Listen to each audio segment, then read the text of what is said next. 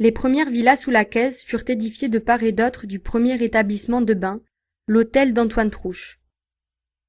Ces villas sont toutes édifiées en maçonnerie mixte, des briquettes rouges et des pierres, de la terre cuite et du bois peint. La pierre est employée pour les soubassements, les encadrements d'ouverture, les bandeaux et corniches, et la brique en mur de remplissage. On dénombre aujourd'hui environ 500 villas de style néocolonial, de différentes couleurs dans un ensemble urbain appelé village ancien.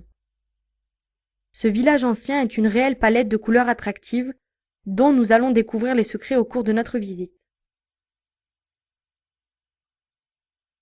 L'histoire de l'architecture sous la Caisse s'articule en 3 périodes.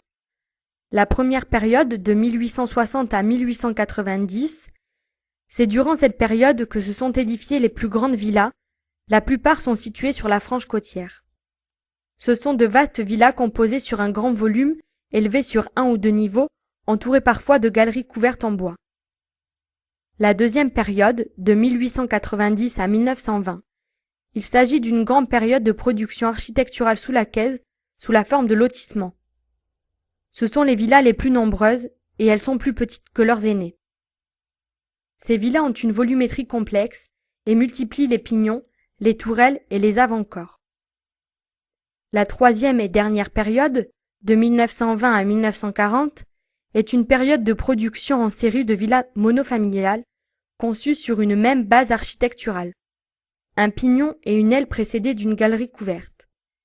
Il s'agit d'un dérivé de la petite villa de 1900. Ces villas furent édifiées par des maçons briquetiers comme André Delpech, Cholet ou bien Robin. Nous allons pouvoir à présent découvrir ces différentes villas.